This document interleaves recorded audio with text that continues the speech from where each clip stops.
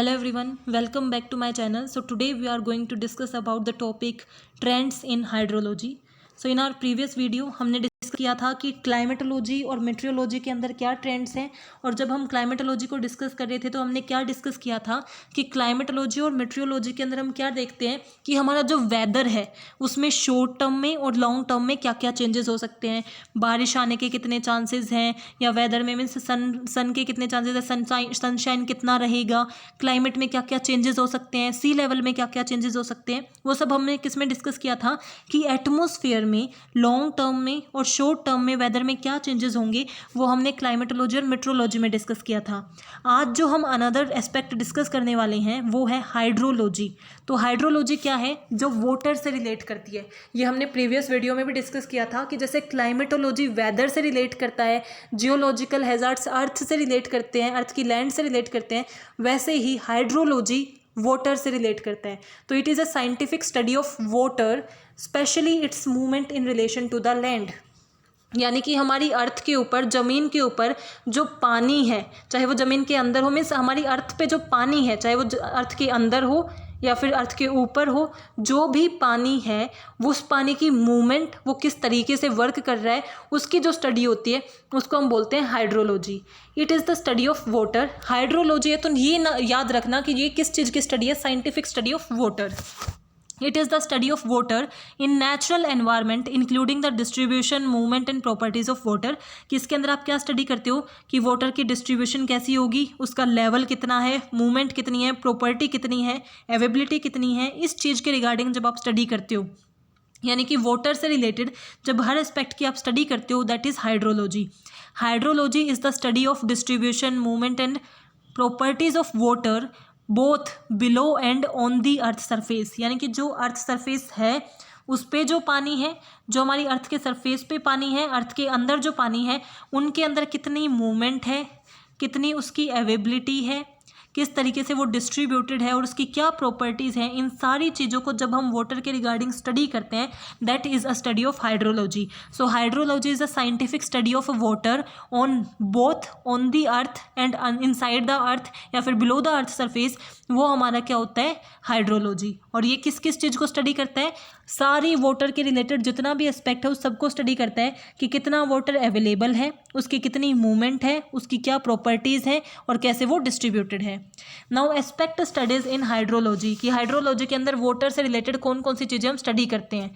तो सबसे पहले है precipitation. Precipitation is it refers to any form of water, जो लिक्विड फॉर्म में भी हो सकता है और सॉलिड फॉर्म में भी हो सकता है, that falls from atmosphere to earth. यानी कि एटमोसफेयर से अर्थ पे कितना वाटर गिरेगा, फॉल होगा, उसकी स्टडी करना, दैट इज़ प्रेसिपिटेशन। और इसके अंदर हम किस किस चीज़ की स्टडी करेंगे? डिस्ट्रीब्यूशन की, उसकी प्रॉपर्टी की एंड मूवमेंट की, क्योंकि ये तीनों चीज़ें आपको याद रखनी है। यही हमारी हाइड्रोलॉजी को डिटरमाइन करती हैं कि हाइड्रोलॉजी वाटर की प्रॉपर्टी, डिस्ट्रीब्यूशन एंड मूवमेंट को डिटरमाइन करता है। तो प्रेसिपिटेशन का मतलब क्या है कि जैसे बारिश, एटमॉस्फेयर से जो हमारी अर्थ पे पानी आता है वो पानी किस डिस्ट्रीब्यूशन में आएगा, कितना आएगा, किस प्रोपोर्शन में आएगा, उसकी क्या प्रॉपर्टी होगी, उस चीज़ को जो डिटरमाइन करती है, दैट इज़ प्रेसिपिटेशन। तो हम हाइड्रोलॉजी के अंदर प्रेसिपिटेशन की भी स्टडी करते हैं, जिसके अंदर लिक्विड फॉर्म में क्या होती है, जैसे रेनफॉल है वो क्या है, लिक्विड फॉर्म में है, स्नोफॉल है, ये सब, या फिर ओले गिरते हैं, ये सब हमारे क्या है, सॉलिड फॉर्म में है। देन इवेपोरेशन, पहली चीज़ क्या स्टडी करते हैं हम इसके अंदर? प्रेसिपिटेशन स्टडी करते हैं। देन सेकंड क्या स्टडी करते हैं? इवेपोरेशन। जैसे ये क्या था, एटमॉस्फेयर से हमारी अर्थ सरफेस पे आ रहा था, ये हमारा क्या है, इवेपोरेशन क्या है, हमारी अर्थ से किस पे जा रहा है, एटमॉस्फेयर में जा रहा है, उसकी स्टडी करना। This is the process by which water changes from liquid state to the gas state, usually from the surface of water bodies. यानी कि जो ओशियंस होते हैं, सी होते हैं, वहाँ से जब पानी वाटर वेपर की फॉर्म में हमारी एटमॉस्फेयर में जाता है और वही एक साइकिल के बाद रेनफॉल की फॉर्म में दोबारा हमारी अर्थ पे आ जाता है। तो इवेपोरेशन की स्टडी करना कि भाफ बन के, वाटर वेपर बन के कितना पानी ऊपर जा रहा है, एटमॉस्फेयर में जा रहा है, उसकी स्टडी करना। उसकी किस किस चीज़ की स्टडी करना? उसकी प्रॉपर्टी की, डिस्ट्रीब्यूशन की एंड मूवमेंट की। वो भी हमारा क्या किसके अंदर इंक्लूड होता है? हाइड्रोलॉजी। तो हाइड्रोलॉजी के अंदर प्रेसिपिटेशन को हम स्टडी करते हैं कि कितना अर्थ के ऊपर आ रहा है। देन इवेपोरेशन की स्टडी करते हैं कि इवेपोरेशन का मतलब क्या है, कि अर्थ से कितना एटमॉस्फेयर में जा रहा है। ट्रांसपीरेशन, ट्रांसपीरेशन का मतलब क्या है, ये भी हमारी इवेपोरेशन की तरह है, लेकिन इवेपोरेशन में क्या होता है, अर्थ सरफेस से, अर्थ के के अंदर जो वाटर बॉडीज़ हैं जैसे ओशियन है, सी है, रिवर है, इनसे जो जा रहा है वो तो इवेपोरेशन के अंदर आता है। ट्रांसपीरेशन का मतलब क्या है, जो प्लांट्स हैं वहाँ से वाटर वेपर्स जो जा रहे हैं उसको हम बोलते हैं ट्रांसपीरेशन। कि ये मान लो हमारा अर्थ सरफेस है और यहाँ पे हमारा सी है, तो यहाँ से जो पानी जो वाटर वेपर है भाप की फॉर्म में जाएगा वो हमारा क्या होगा, इवेपोरेशन होगा। और ये यहाँ पे प्लांट्स हैं, तो प्लांट से जो जाएगा वाटर वेपर की फॉर्म में वो हमारा क्या होगा, ट्रांसपीरेशन होगा। तो ट्रांसपीरेशन क्या है, it is a release of water vapour into the atmosphere by plants. किससे होते हैं, प्लांट से। और वो कैसे कर सकते हैं, जो स्मॉल ओपनिंग है उनकी स्टोमेटा की हेल्प से जो इवेपोरेशन मीन्स स्टोमेटा की हेल्प से जो वाटर वेपर्स बनते हैं और जो एटमॉस्फेयर के अंदर जाते हैं, दैट इज ट्रांसपीरेशन। तो इसकी भी स्टडी की जाती है कि कितना ट्रांसपीरेशन हो रहा है। Then infiltration is the process by which water penetrates the soil surface and enter the ground. कि अगर बारिश होती है तो हमने देखा ना पानी इकट्ठा होता है, बट थोड़ी देर बाद अगर वहाँ मिट्टी है तो वो पानी क्या हो जाता है, गायब हो जाता है। तो वो कहाँ जाता है, हमारे ग्राउंड वाटर के अंदर जाता है, अंदर चला जाता है, ज़मीन उसे एब्जॉर्ब कर लेती है। तो इन्फिल्ट्रेशन का मतलब यही है कि एक प्रोसेस है कि कितना हमारी जो सोइल है कितना उसे एब्जॉर्ब कर लेती है और वाटर जो है वो ग्राउंड के अंदर चला जाता है, एंटर कर जाता है, उसे हम बोलते हैं इन्फिल्ट्रेशन। तो हाइड्रोलॉजी के अंदर प्रेसिपिटेशन की भी स्टडी करते हैं कि कितनी बारिश होगी, कितने मीन्स ओले गिरने के, स्नोफॉल के चांसेस हैं। इवेपोरेशन की कितना इवेपोरेशन होता है, हमारे जो वाटर बॉडीज़ हैं वहाँ से कितना एटमॉस्फेयर में जा रहा है। ट्रांसपीरेशन हमारे प्लांट से कितना एटमॉस्फेयर में जा रहा है। इन्फिल्ट्रेशन की कैसे हमारी जो सैंड है वो कैसे अब्जॉर्ब कर रही है। देन रन ऑफ की हम स्टडी करते हैं कि कितना प्रोपोर्शन ऑफ वाटर, कितना पोर्शन है हमारी प्रेसिपिटेशन का। प्रेसिपिटेशन यानी कि जो रेनफॉल हुई है उससे जो पानी इकट्ठा हुआ था उसका कितना जो प्रोपोर्शन है वो रन ऑफ हो गया, यानी कि वहाँ से बह के किसी नदी में, किसी रिवर स्ट्रीम के अंदर एंटर हो गया। यानी कि यहाँ पे पानी इकट्ठा था, यहाँ पे अगर नदी थी तो कितना इसमें से रन ऑफ होके इसके अंदर जा रहा है, उसकी जो स्टडी होती है that is run off. Then ground water की स्टडी करना कि हमारे जो अर्थ सरफेस के अंडरग्राउंड जो वाटर है वहाँ पे कितना पानी अवेलेबल है, उसकी स्टडी करना, क्योंकि ये भी एक वाइटल सोर्स ऑफ वाटर है जो यूज़ किया जाता है। जैसे समरसीबल लगा के हम यूज़ करते हैं उस वाटर को, तो ग्राउंड वाटर की स्टडी की जाती है। हाइड्रोलॉजिकल साइकिल क्या है, अगर साइकिल ही आ गया तो इसका मतलब क्या है, वो एक कॉन्टिन्यूस मूवमेंट है, यानी कि वो लगातार मूव करती रहती है।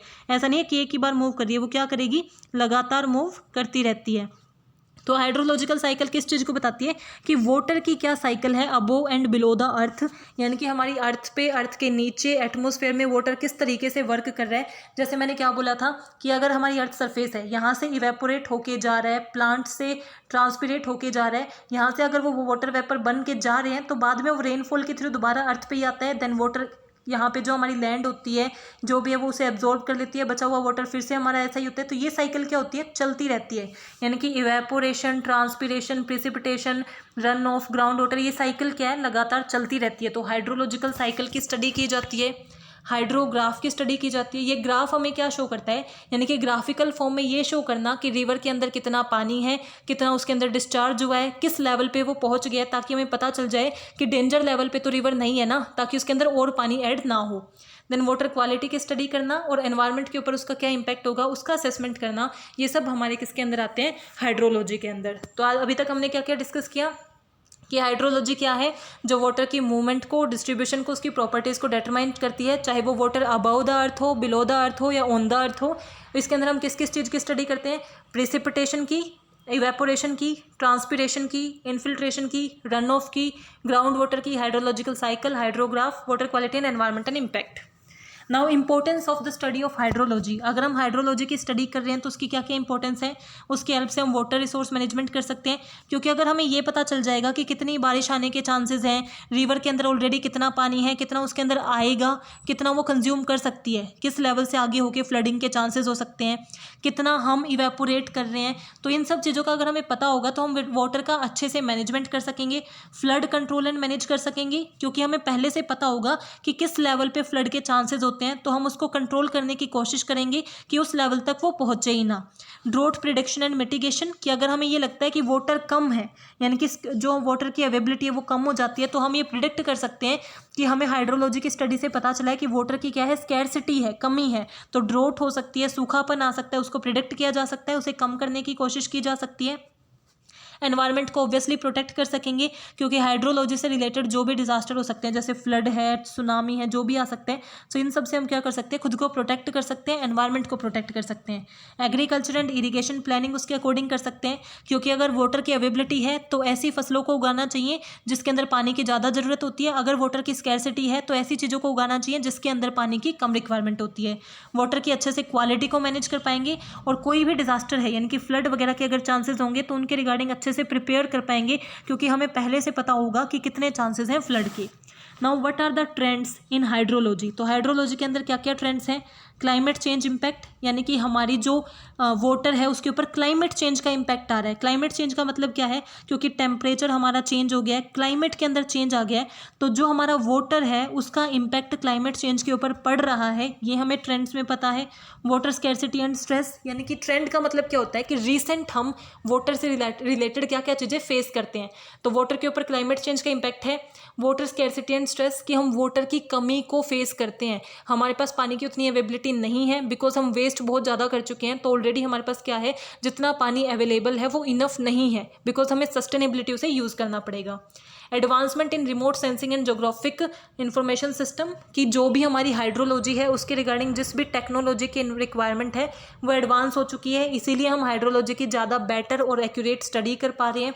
इंटीग्रेटेड वाटर रिसोर्स मैनेजमेंट, कि मिलकर वाटर रिसोर्स मैनेजमेंट किया जाता है, सिर्फ और सिर्फ वाटर ही नहीं, जो क्लाइमेट से रिलेटेड है, जो भी मीन्स मेट्रोलॉजी वेदर से रिलेटेड है या फिर हैजार्ड से रिलेटेड है, ये सब मिलके इकट्ठा वाटर रिसोर्स मैनेजमेंट करते हैं ताकि वाटर की क्वालिटी को मैनेज किया जा सके।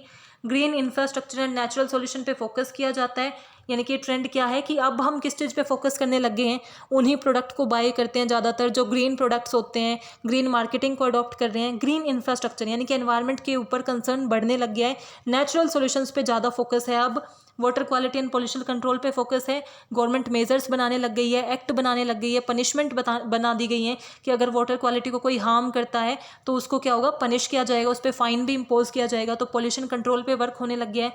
रिजिलियंस प्लानिंग, कि उसको मिटिगेट करने के लिए प्लानिंग होने लग गई है कि किस तरीके से हाइड्रोलॉजी से रिलेटेड यानी कि फ्लड या फिर सुनामी से रिलेटेड जो भी चीज़ें उन्हें किस तरीके से कम किया जा सकता है, कैसा इंफ्रास्ट्रक्चर हमें डेवलप करना चाहिए, जैसे डैम्स वगैरह हमें बिल्ड करने चाहिए अगर हम फ्लड से सिक्योर होना चाहते हैं, सेफ गार्ड होना चाहते हैं, तो इन सब चीज़ों पर फोकस किया जाता है।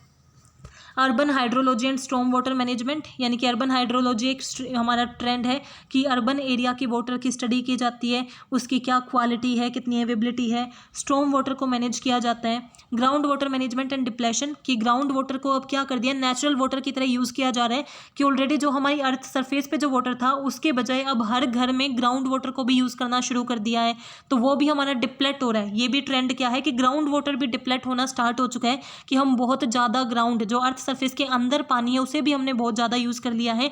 पॉलिसी एंड रेगुलेशनल चेंजेस होने लग गए हैं, कि पहले जो पॉलिसी थी अब वही नहीं रही, गवर्नमेंट ने पॉलिसीज़ में चेंज किए हैं, रेगुलेशंस में चेंज कर दिए हैं, सो दैट हम क्या कर सकें, वाटर की अवेलेबिलिटी को इंश्योर कर सकें, उसकी क्वालिटी को इंश्योर कर सकें, एज वेल एज वाटर के पॉल्यूशन को रिड्यूस कर सकें।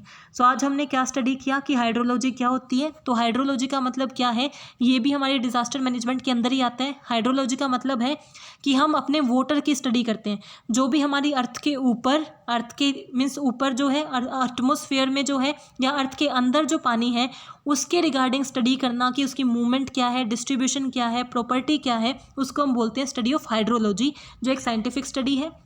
उसके अंदर हम किस किस एस्पेक्ट को इंक्लूड करते हैं, precipitation, evaporation, transpiration, infiltration, run off ground water, hydrological cycle, hydrograph, water quality and environmental impact assessment.